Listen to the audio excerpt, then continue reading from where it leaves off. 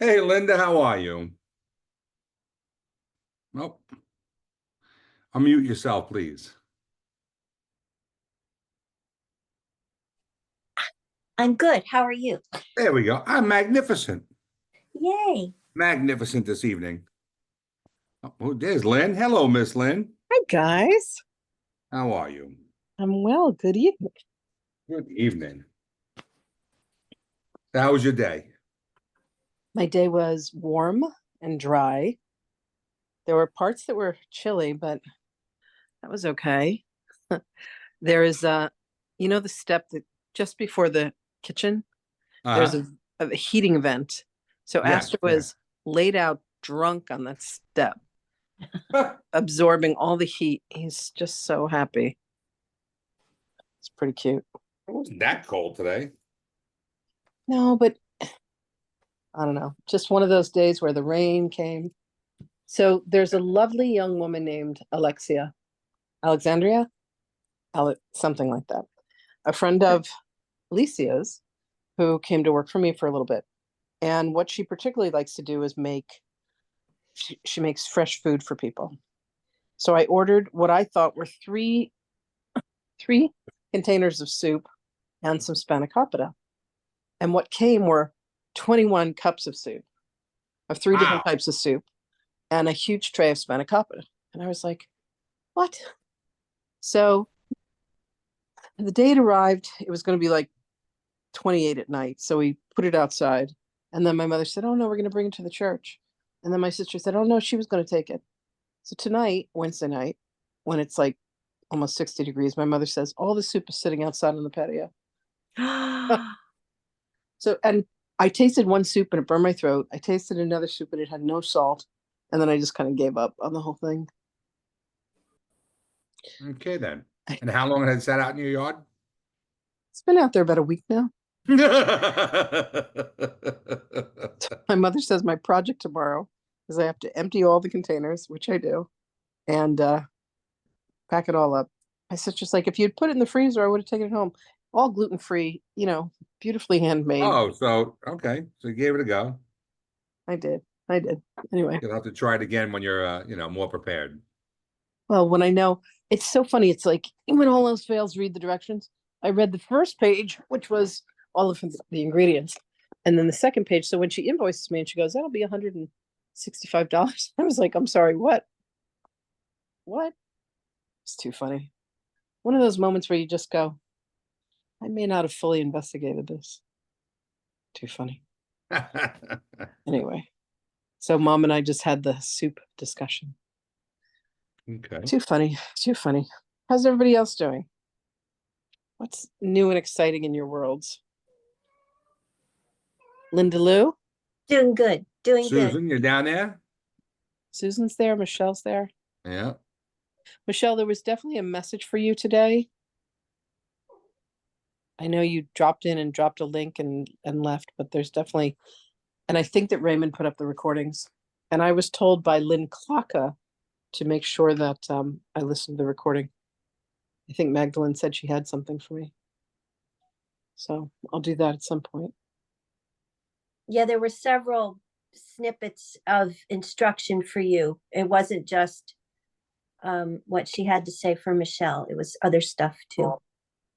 Okay. Thank you so much. I'll listen to the replay. You're welcome, Mom. You're very, very welcome. 10-8. Oh my gosh. Sorry. I'm looking at my journal. And not only did I start the last journal upside down. What does that mean? Like 3 days, because I do them in the early in the morning, it's still dark. And I'm Oh. like, I need journal number 21.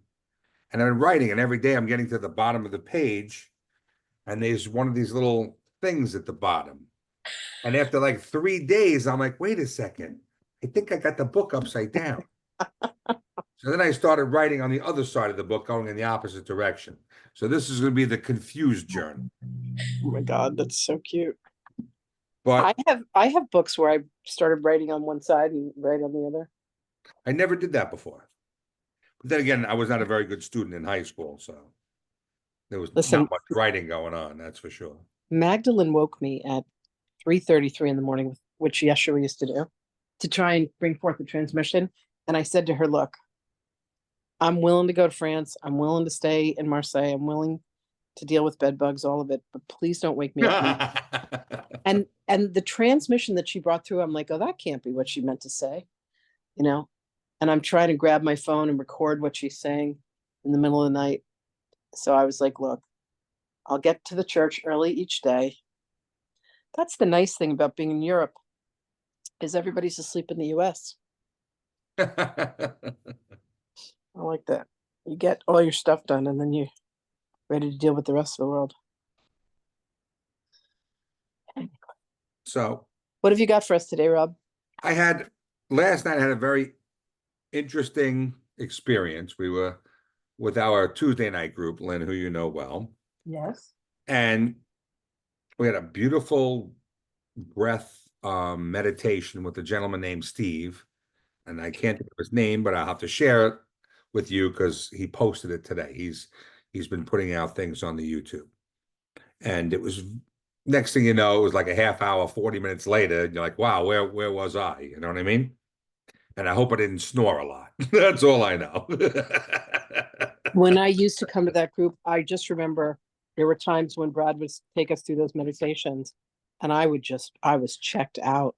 Oh yeah. Like, I don't know where we go, but we go.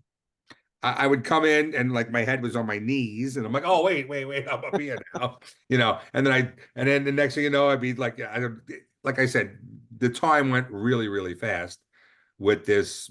It was breath work. It was all about breath work. So then a good friend of ours, Brad, led a meditation. And he was very excited when we first started. He said, they've been with me since I took a shower after work. They've been with me, all afternoon. And he couldn't wait to turn it on. So after this breath work and all, he goes into his trance meditation. And an energy comes in and introduced itself, and not a normal introduction that we would be used to, or even that you would, channel in that way. And it started with, I am the energy known as Constantine. Okay. And I was like, wow. And I am here to talk about Jesus and why I took on this mission to, establish the church, pretty much, as, without saying the word church, but that's what he said. And he said, and it was 400 years after his passing. So I was like, wow, I can't believe Constantine is stepping in. I mean, like, that's really wild. I've never experienced that type of and a beautiful message came through about barbarianism at the time. And he was visited and he was told that he had to do these things to help lift humanity out of barbarism. And we could never fathom to what degree was going on 400 years ago on the planet in those areas. Not all areas, but I guess in a more established system. And I thought that was wild. So, but I wasn't able to ask any questions. And Why not? Well, because he didn't provide the opportunity. He came in, it was it was the first time Brad had brought in this energy. So it was fits and starts. You know what I'm saying? Okay. Information. And then, so it was very hard to, I was listening to different statements that discussed different things. And I had wondered who had the conversation which elicited his dropping in. Because normally when we talk about an ascended or we pose a question, for me at least, if we have a discussion tonight on Wednesday, tomorrow morning, if there are unanswered questions, Spirit will step in and say, hey, well, I want to elaborate on what you discussed, or I want Okay. to elaborate on what you saw on TV, or because I posed the question. Inquiry is the switch, right? And silence is the key. So it doesn't matter where you're at, but if you legitimately pose a question in your own mind, like, why is that? Like, just like why am I here and what is my purpose? Once you establish that, then you're giving spirit the opportunity to answer. So Right. I really wanted to know more about Constantine because I didn't have an opportunity to ask any questions. So I said, well, and mind you, I haven't typed this out. I got it early this morning, and it might not be complete, but it's like 5 pages.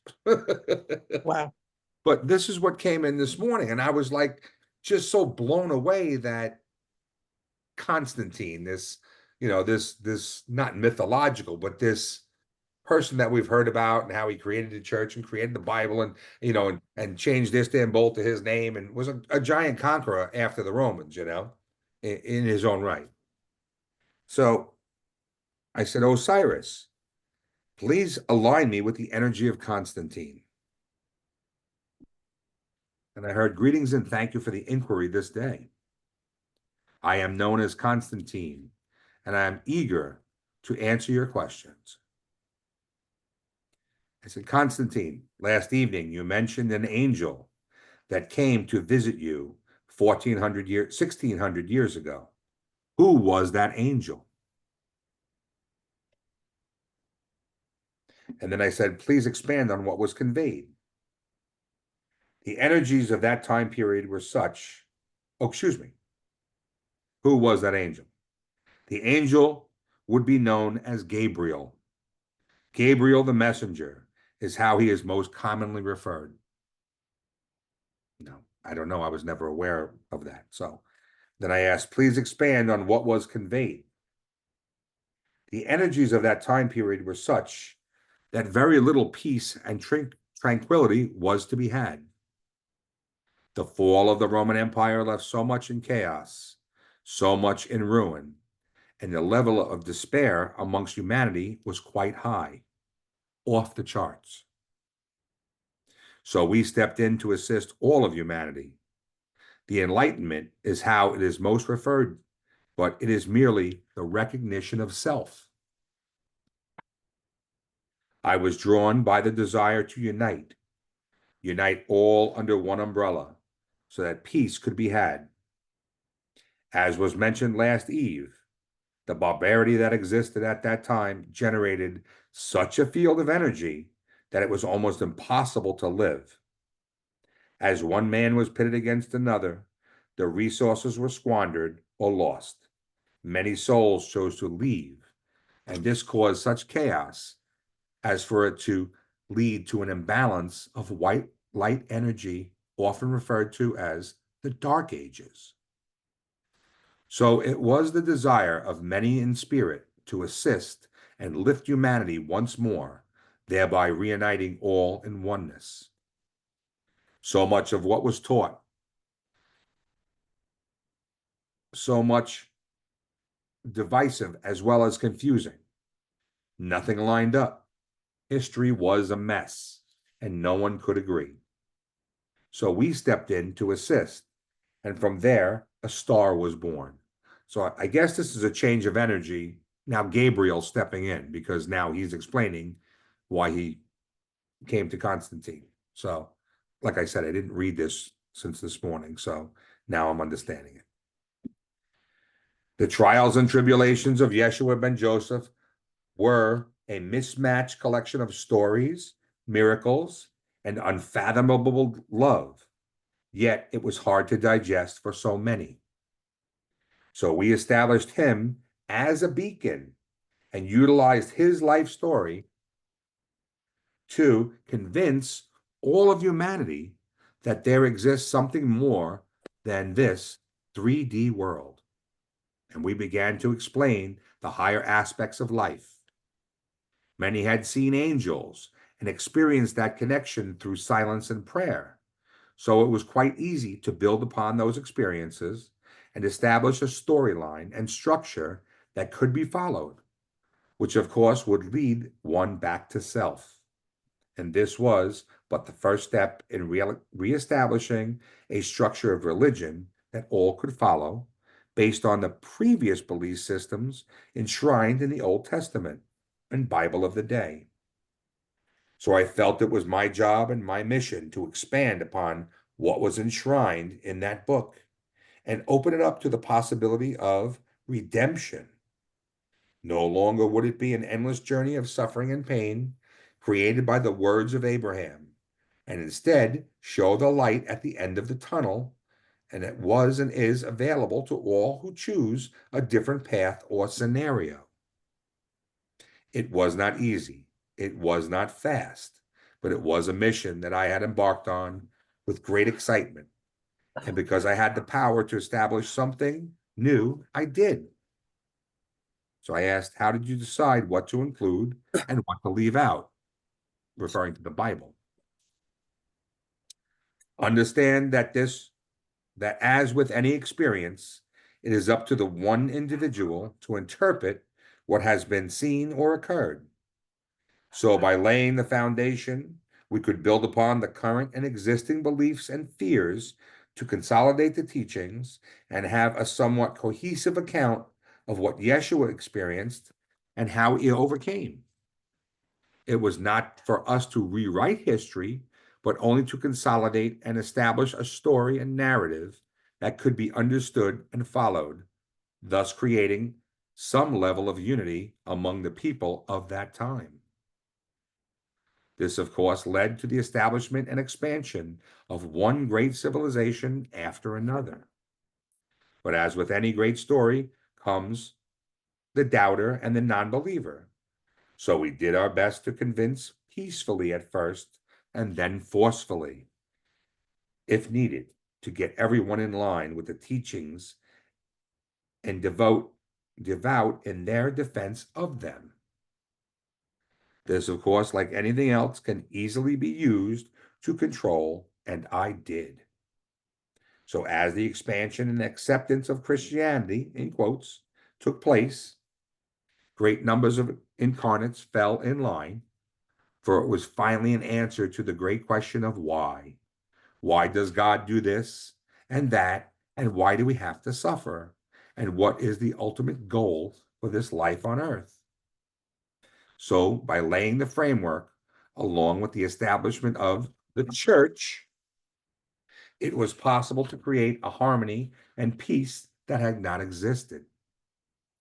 So we endeavored to expand and share in the miracles of Jesus and give one hope and inspiration to love one another without fear and to trust in one holy God with his team of angels, all of which have oral or written history that could be used to and expanded upon.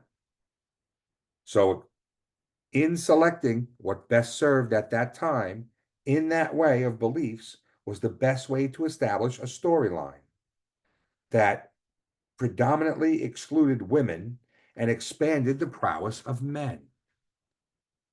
As leaders, and the rulers were then expanded to ensure dominance in all things except childbirth and rearing.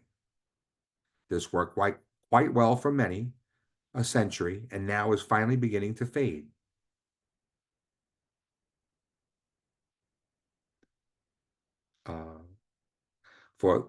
For the most part, it worked flawlessly. So as with everything man-made, it has to end, and now it does. Understand that the higher truth is now accepted, and that we are all one in this experience. And that's where it finished off this morning. Women were left to childbirthing and child rearing. Yeah. That was the final, it's very interesting. Like I said, I didn't read this, so I'm reading it for the first time, and there's so many things going around in my mind right now. But wow. I was blown away that he showed up last night for Brad. I'm even more blown away that he said all the things he said today, this morning. But he was another human, Yeah. here to help establish and promote the fact that we're all one and we all come from the same place, right? But understanding that 1600 years ago, there were a lot of different thoughts and mindsets and what was accepted and what was not, right? So I guess it was easier then because I believe during Abraham, women were not equal to men, right? I don't know the Old Testament. Rob, women are still not equal to men. Knock it off. You know, I mean, we are definitely and in many ways superior, but the way that we're treated in society, and this is what the whole version of Magdalene is going to be all about. I mean, we couldn't vote, we couldn't have credit cards 50 years ago. We could not have credit cards. That was a financial thing. But it's still about power and control. All right, this is going to be our last podcast, ladies and gentlemen. Yes, Lynn is moving on to France. And who knows if she'll return. Yeah, exactly. No, I mean, just part of this just makes my blood boil because it's like whoever's writing the story always, it's like when a contract is written, it's always in favor of the one who's writing the contract. You know, it was very, very clear that Yeshua was the closest to Magdalene. Why was her gospel taken out of the Bible? Right. Why did he extract all that he extracted? You know, women were just designed for childbirthing and child rearing. It's like men could not exist without women. Of course. Of course. Ugh. Okay, well, there you go. I've left you something to ponder with Mary Magdalene as to explain more of the mindset 1600 years ago. And was it less or greater than what it was 5,000 years ago under Abraham? Or did it actually devolve? Did it stay the same? Did it devolve? Or did it actually increase? I can't answer that. What do you think? I mean, don't get mad at me. I'm just a messenger. Stop. I'm not mad at you. Shut up. I'm listening to the 7 conversations in my head right now. I hear you. All the goddesses, all the priestesses, they're like, "Rah!" Okay. There There you go.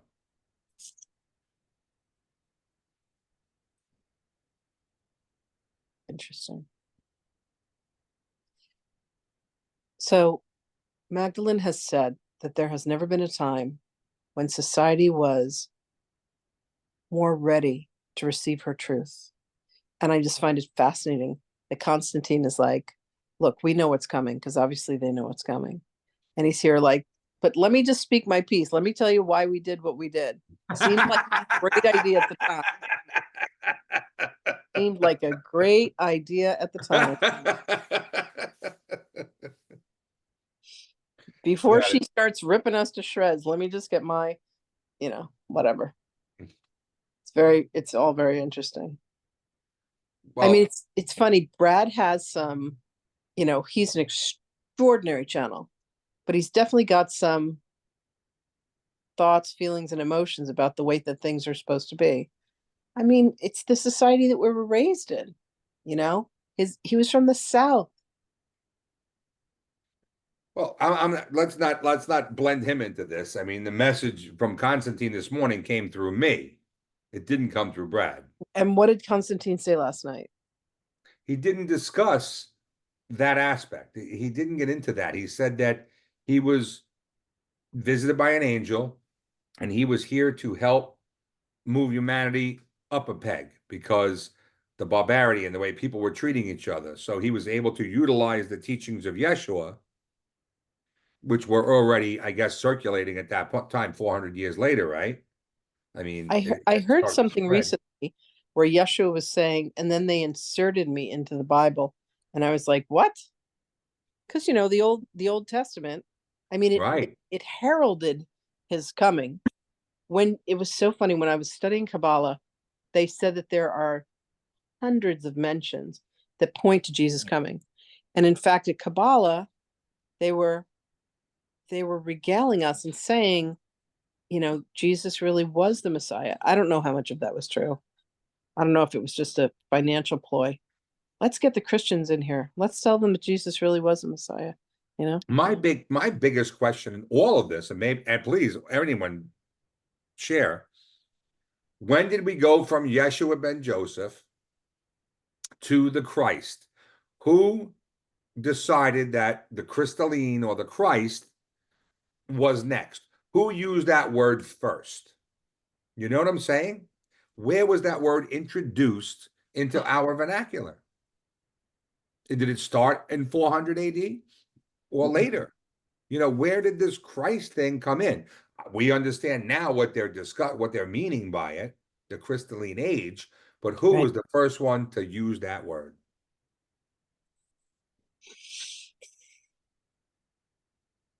I look forward to more. They're telling me that he's going to be bringing more transmissions forth through you. Okay. Please promise to share those. Absolutely. Absolutely. Huh. This is laying the groundwork for January. Who knows? Exactly. Right. Getting us all to ponder. And the more that think about it, the stronger the response is, right? Yeah.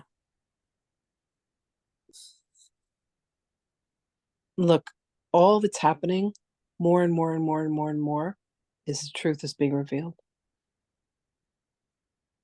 More and more and more and more. I don't know if I mentioned this. Friday at the Secret Life of Yeshua book club, there's a very sweet woman in there. Her name is Lori McNeil. She was part of the trip to France that we took last summer. We did France, we did Belgium, we did Germany. And she said I asked her about it today, and she said that she just received this transmission that, about why I was the one that was writing the book, and it had to do with my proximity and my closeness to Yeshua and Miriam. And I said to Yeshua, tell me more about that. And he said, we know, given all the beings that you have channeled and the work that you've been doing on yourself, that you are going to bring forth the truth, the whole truth and nothing but the truth. It's not going to be filled with my personality. We were in the middle of the Magdalene book club today, less than 400 and I don't know, something. No, 300 and something, 340 something. There's only 340 something. And after it was read, Willem says, well, for sure that it wasn't Lynn, because there's me and my personality. And then there's what Magdalene brings forth. And it is so clearly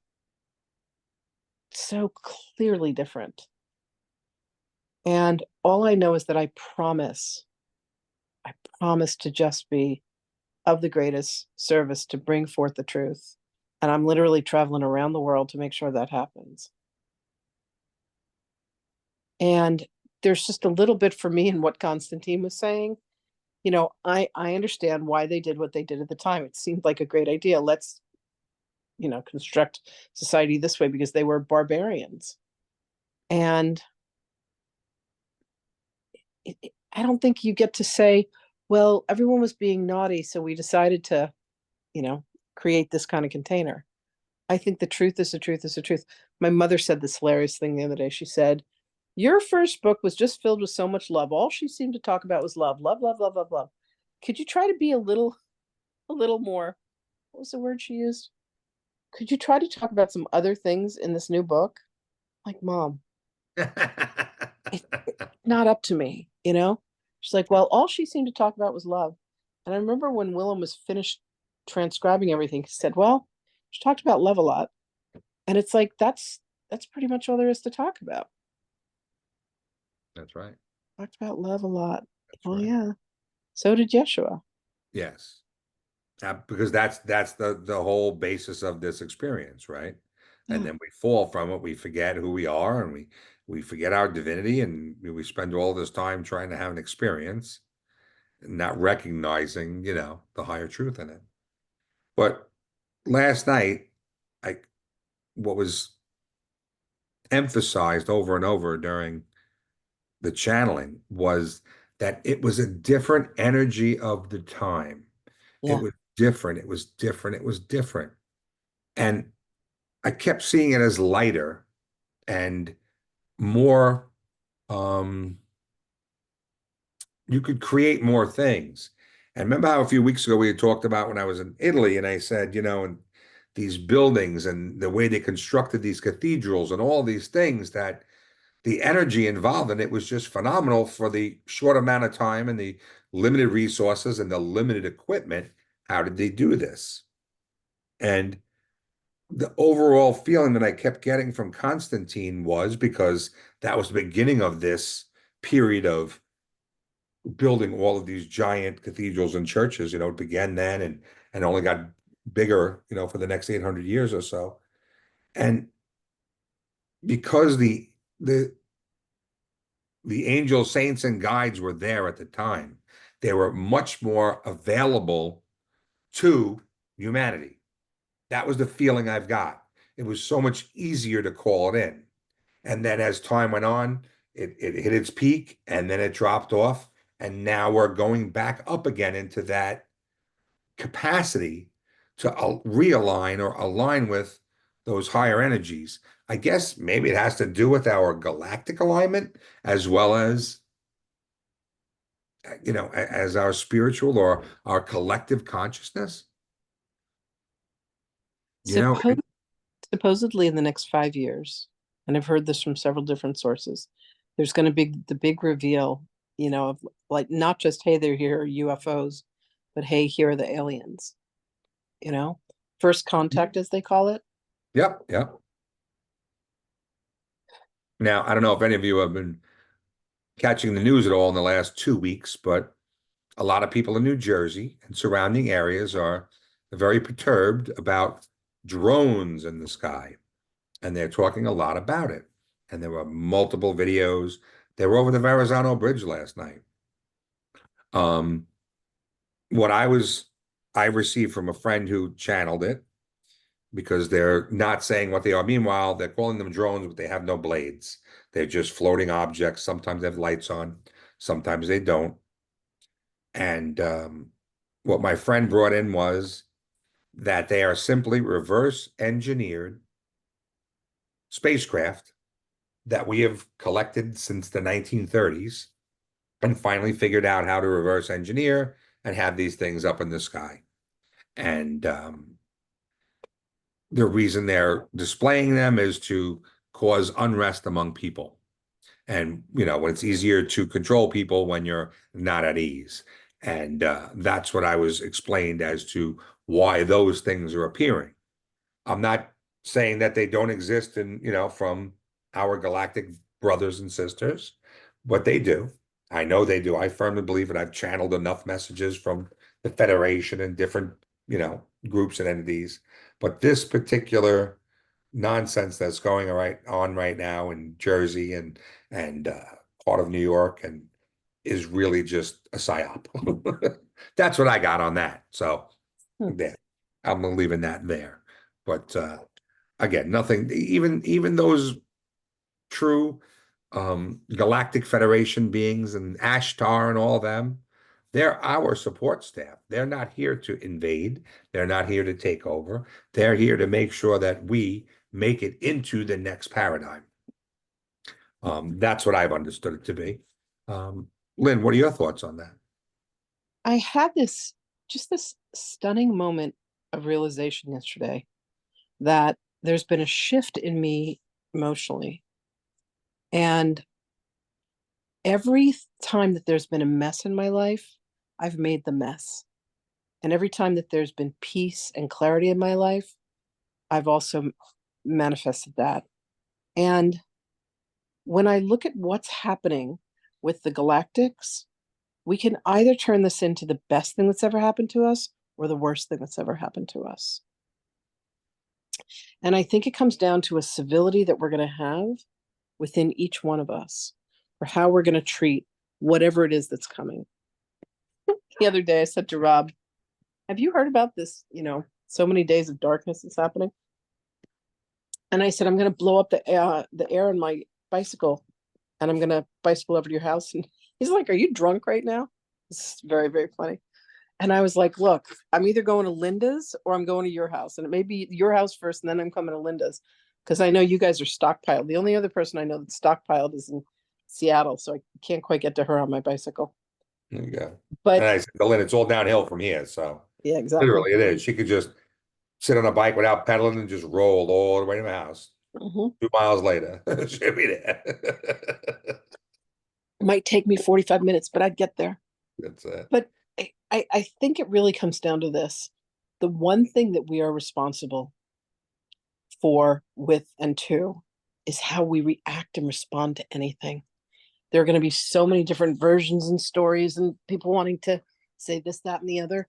And even with the Bible, I remember reading the Bible and thinking, what a load of crap when I was very young, 11 years old and turning to my mom and saying, I'm not saying this thing, I'm not saying that thing. The prayers that they wanted to say at church. But I had this really, really sweet moment with my priest the other day, Father Duncan Burns, where I caught him after service and I said, listen, I'm getting ready to head to the south of France. I'm going to be there for about 5 weeks, writing this book with Mary Magdalene. It's really going to shake things up. And he's like, good, bring it. And I said to him, he said, where are you going? And I said, I'm going to be in Marseille. And he said, oh my God, that's my favorite city in the world. And I remember when he and I first met, there was just this recognition of like, man of God, woman of God, beautiful connection. Oh, Linda had to run. She's got a meeting she's got to go to. She mentioned earlier. But like we're all put together. Like Rob, it was you and I meeting, and I'm like, there's one of my soul brothers, man of God, woman of God. And just how we've done the podcasts together, this one now and then the one that we did years ago. Yeah. And there's just people that come into your life that you're meant to have these connections with, that you've had connections with before. And the only thing that we can be responsible for is treating them with love, kindness, dignity, and respect. And with all of these stories and all of these channelings that we do and all the messages that come forth, I think the most important thing for any of us to do is to notice what feels right to us, what feels as if it resonates with us. We can have very different opinions on things. Even what I just watched 2 girlfriends of mine rip their friendship apart over politics. Like, why? It's not necessary, Yeah. just not necessary. We can be at peace with everyone and everything, even with different opinions. And with whatever is about to come for Gaia, whatever is about to come for any of us, I think that as long as we maintain civility, we maintain appreciation, gratitude, that's going to go a long way in whatever it is that's coming. You know what I mean? Yeah. Like we just have to kind of keep our heads about us, so to speak. Well, like Saint Germain's been saying through a gentleman named Jeff Hoppy for a good year and a half or more, just stand behind the short wall, get your popcorn, and watch this play out. The more light we have, the more we see that was in the dark. It's Yes. always been there. We Yeah. didn't see it because there wasn't enough light. But as the light gets brighter and brighter, all of the things that are inappropriate and don't make us comfortable are going to be brought up for review. And then it is up to us as a collective of what we can accept and what we won't.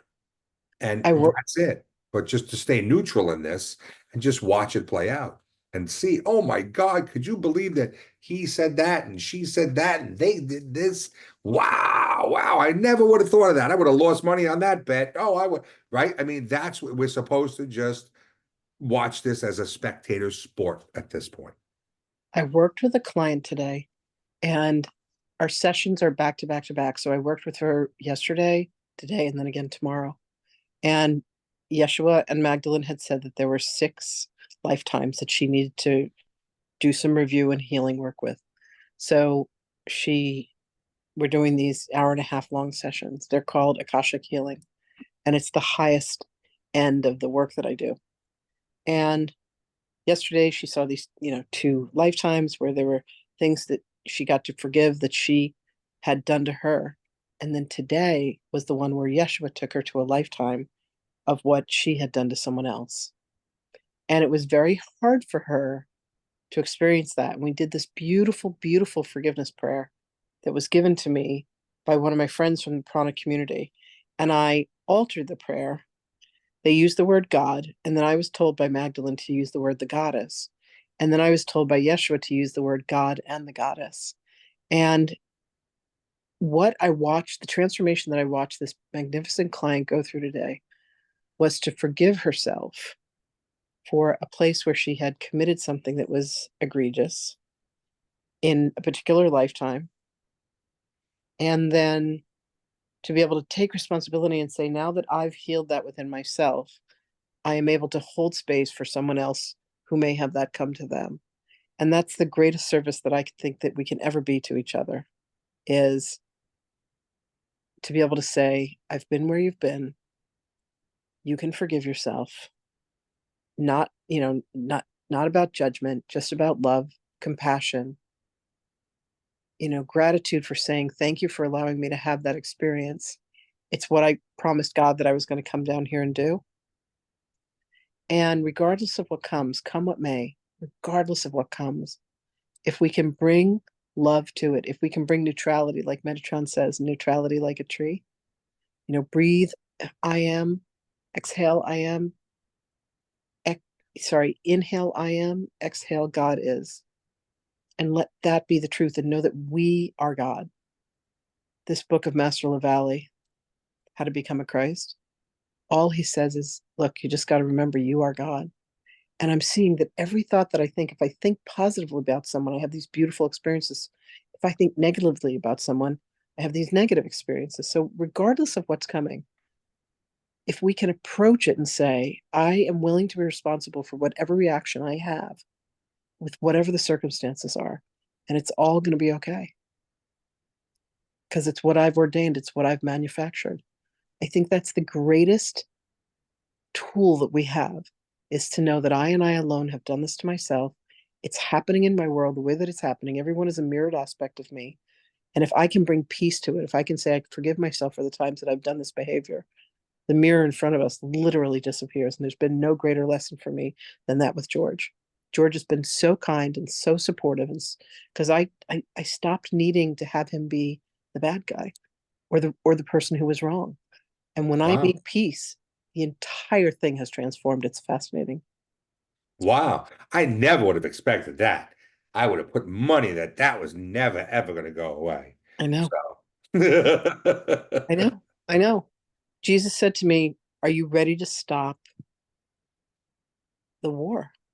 Yeah. And he always used to say to me, if you want to stop a tug of war, you got to let go of the rope.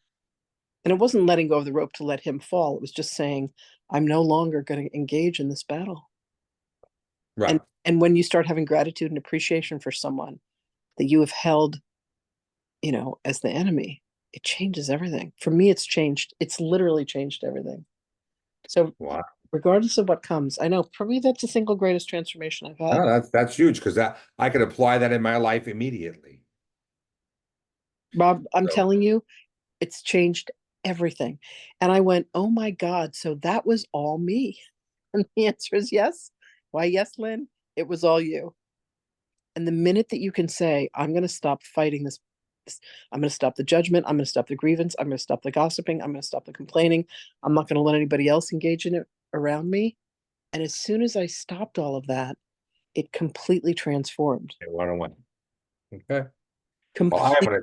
I am gonna heed your advice, and I'm gonna move forward with my life in that, I love that. because we have someone within our field, my wife, my son, myself, that has exactly what you say, and those exact emotions, feelings have abounded, Yeah. and things made a big shift today, and I think that's the final shift that I Yeah. need to Yeah. move out of that paradigm and into a new one. Rob, I Not literally, letting it sap my energy. no. I literally looked at him and I saw a very hurt little boy. And I went, oh my God. And I had compassion for it.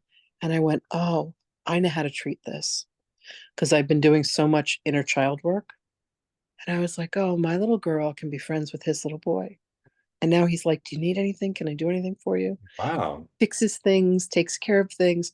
The other day I mentioned blue corn chips and he showed up today like, look what I got you. He goes, look Proud. what I got you. And I'm Right. like, blue corn chips, my favorite, just, and we had Yep, that shift of energy. It's a shift of oh, energy. Rob, it was such pure magic.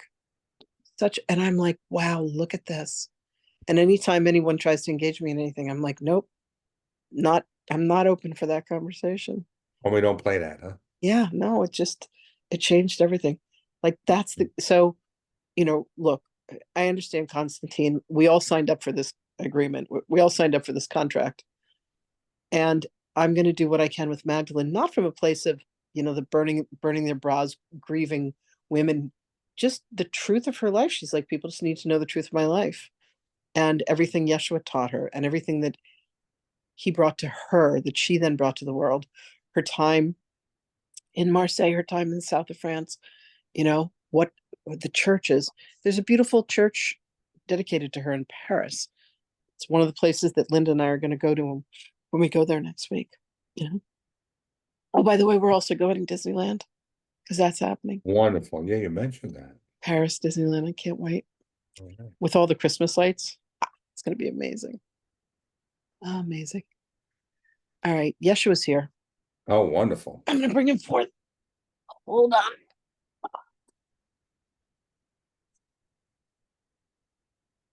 Ooh.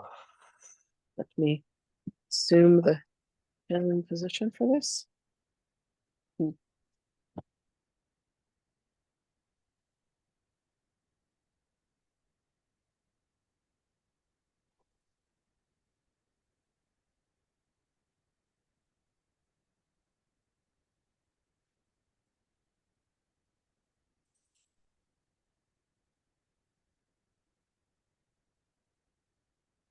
Oof.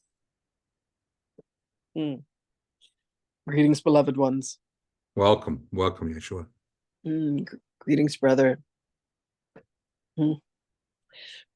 Brother, there has been an evolution, shall we say, of the degrees and the levels of communication that are now happening between beings.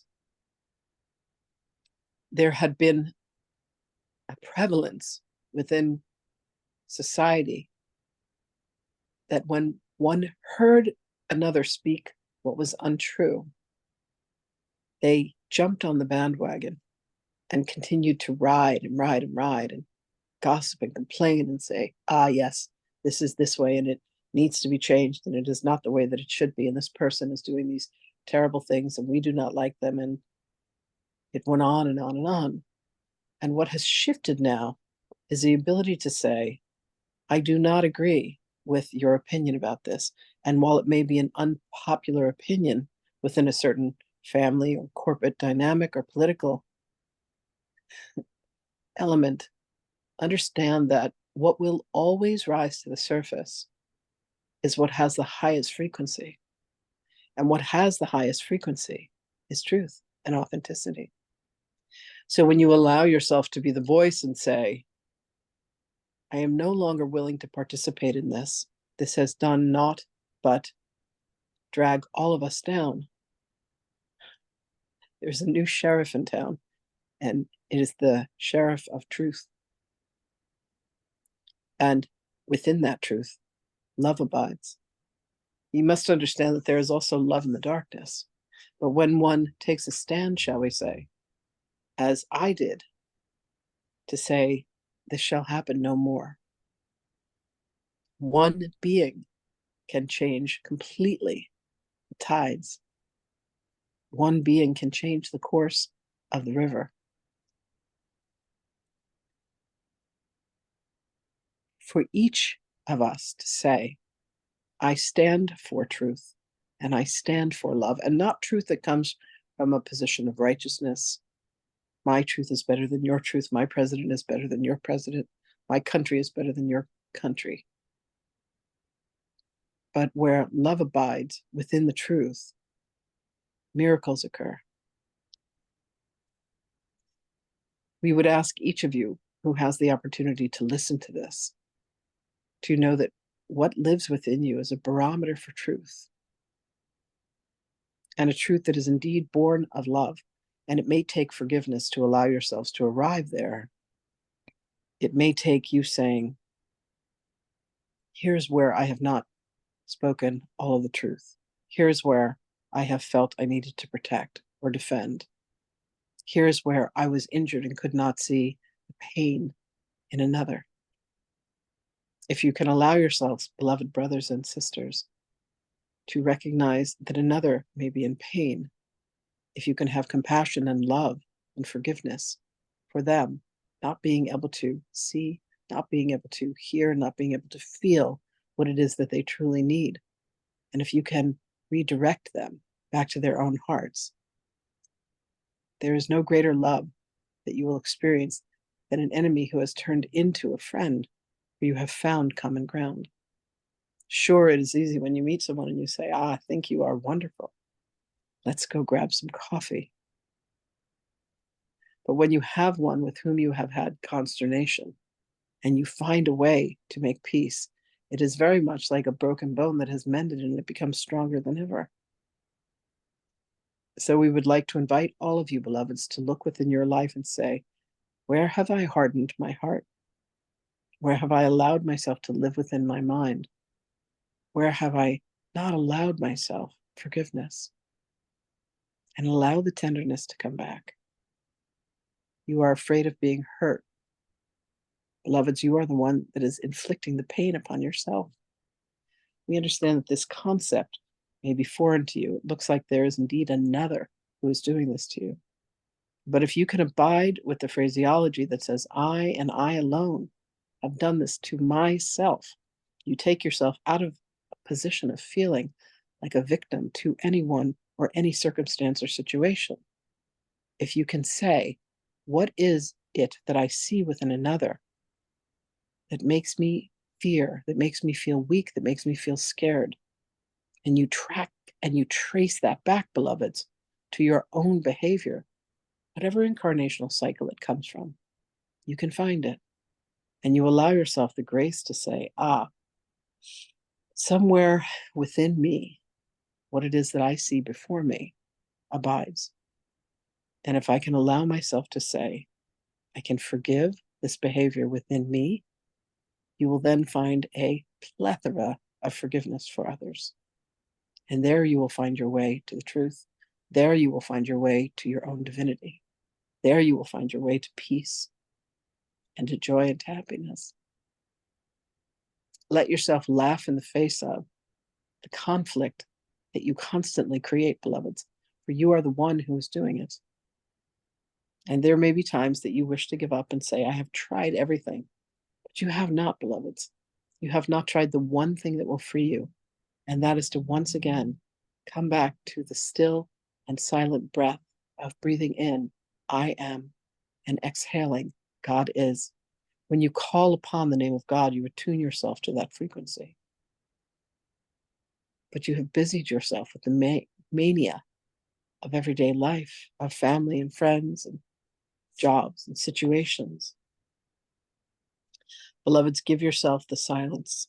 Come into stillness, come into silence, and ask to be shown the truth of you, and it will be revealed in the most surprising ways. So come, beloved ones, we open this platform. Do you have any questions that you would like to ask of us, any ways that we may be of service to you? Thank you, Yeshua, for that. Indeed, brother. Thank you. Susan, do you have any questions? Please unmute yourself. I Thank did. What's the purpose of perfection anyway? Because it's pretty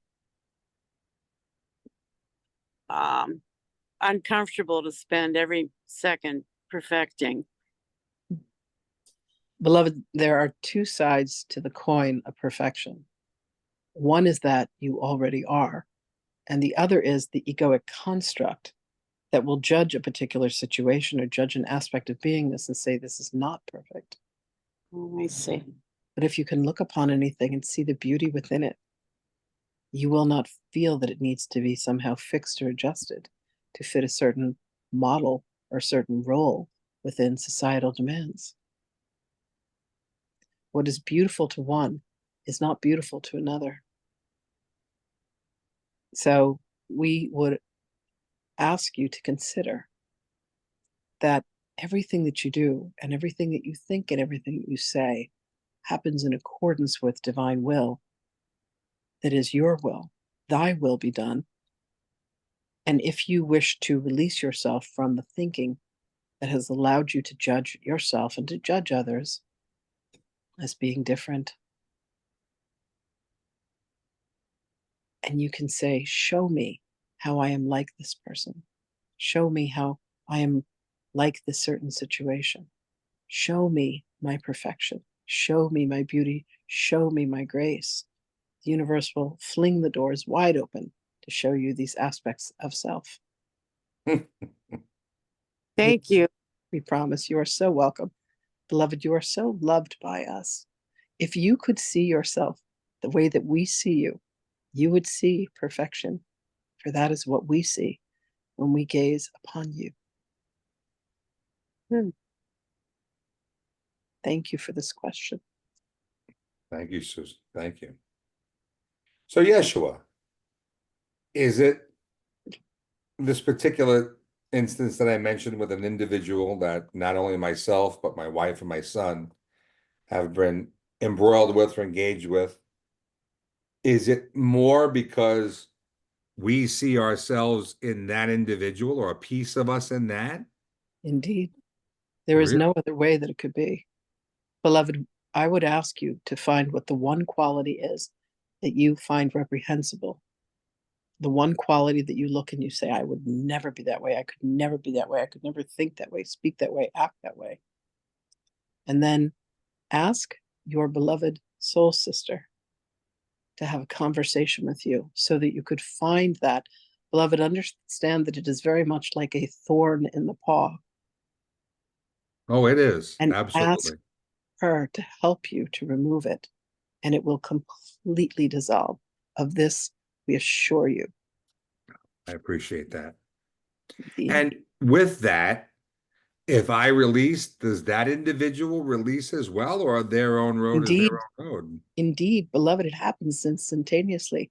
You need only observe what happened between George and Sahana Grace.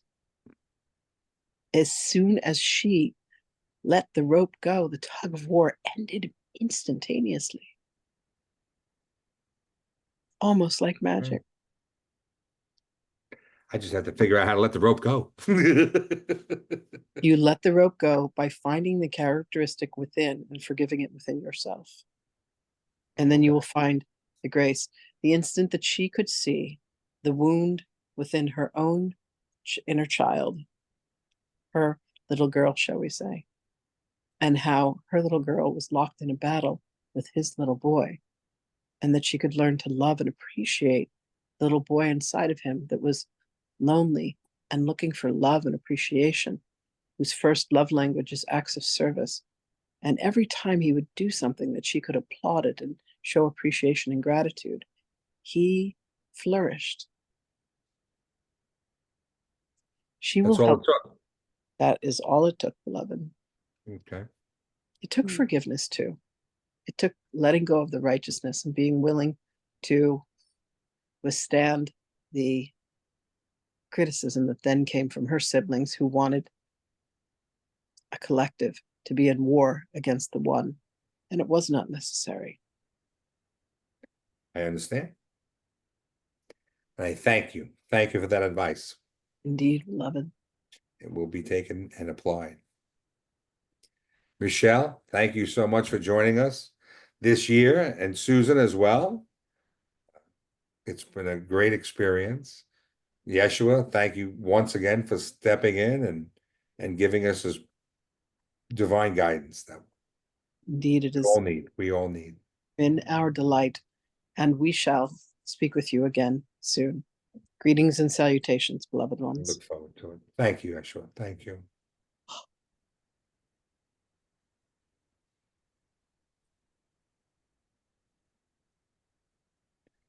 Thank you, Whew. Lynn. That was amazing. You're welcome, babe. There's no more meetings, did I hear? Not at, Not this year. I'm going to take the rest of the year off. I'm traveling to France, and then I think the next Wednesday after that is Christmas Day. So we'll be and then it's New Year's Eve. So we'll be reconvening in the new year once I'm back. Thank you, my love. Happy New Year to you too. Once I'm back